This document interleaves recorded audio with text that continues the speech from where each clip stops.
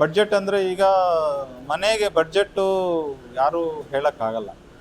ಮನೆ ನಮಗೆ ಬಡ್ಜೆಟ್ ಅಂದರೆ ಅದು ಮನೆ ಯಾರು ಕಟ್ತಾ ಇರ್ತಾರೋ ಅವರು ಡಿಸೈಡ್ ಮಾಡಬೇಕು. ಯಾಕೆಂದರೆ ಆರ್ಕಿಟೆಕ್ಟು ನೀವು ಸಿಂಪಲ್ಲಾಗಿ ಅಂದರೆ 30 ರೂಪೀಸ್ ಸ್ಟೈಲಿಂದ ಹಿಡಿದು 1000 ರೂಪೀಸ್ ಸ್ಟೈಲ್ವರೆಗೂ ಇದೆ. ಟೈಲ್ಸ್ ಹೋದರೆ ನೀವು ಗ್ರಾನೈಟ್ಗೆ ಹೋದರೆ 50 ರೂಪಾಯಿಂದ ಹಿಡಿದು 5000ವರೆಗೂ ಇದೆ. ಮಾರ್ಬಲ್ಗೆ ಹೋದರೆ 150-200 ರೂಪಾಯಿಂದ ಹಿಡಿದು 5-10 ಸಾವಿರವರೆಗೂ ಮಾರ್ಬಲ್ ಇದೆ. ಹಾಗಿರುವಾಗ ನಾವು ಬಡ್ಜೆಟನ್ನು ನಾವು ಡಿಸೈಡ್ ಮಾಡ್ಕೋಬೇಕು.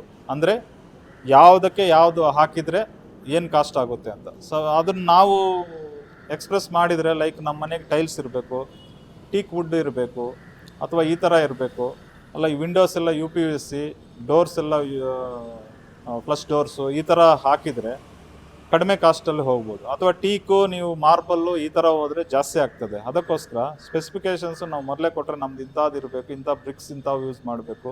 ಈಗ ಸಿಮೆಂಟ್ ಬ್ರಿಕ್ಸ್ ಬರ್ತವೆ, ನಿಮಗೆ ಮಡ್ ಬ್ರಿಕ್ಸ್ ಬರ್ತವೆ. ಮಡ್ ಬ್ರಿಕ್ಸು ಕಾಸ್ಟ್ಲಿ ಆಗ್ತದೆ, ಜೊತೆಗೆ ಕನ್ಸ್ಟ್ರಕ್ಷನ್ ಕಾಸ್ಟು ಜಾಸ್ತಿ ಆಗ್ತದೆ ಅದರಲ್ಲಿ.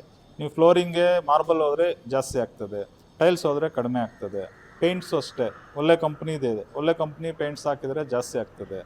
ನೀವು ಇಂಟೀರಿಯರ್ ಅಷ್ಟೇ, ಒಳ್ಳೆ ಬ್ರ್ಯಾಂಡ್ ಮೆಟೀರಿಯಲ್ ಹಾಕಿದರೆ ಕಾಸ್ಟ್ ಜಾಸ್ತಿ ಆಗ್ತದೆ.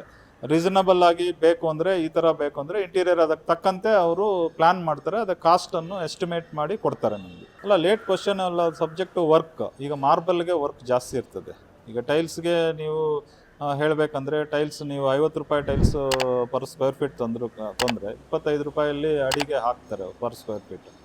ಮಾರ್ಬಲ್ ಹಾಗಲ್ಲ, ನೀವು 150 ರೂಪಾಯಿ ಮಾರ್ಬಲ್ ತಂದರು, 1000 ರೂಪಾಯಿ ಮಾರ್ಬಲ್ ತಂದರೂ ಕೂಡ ಅವ್ನು ಲೇಯಿಂಗ್ ಚಾರ್ಜು 120-110ರಿಂದ ಸ್ಟಾರ್ಟ್ ಆಗಿ ವರ್ಟಿಕಲ್ ಲೇಯಿಂಗ್ಗೆ ಗೋಡೆಗೆ ಹಾಕಬೇಕಾದ್ರೆ ಅದನ್ನು 180-200 ರೂಪಾಯಿವರೆಗೂ ಹಾಕ್ತಾನೆ.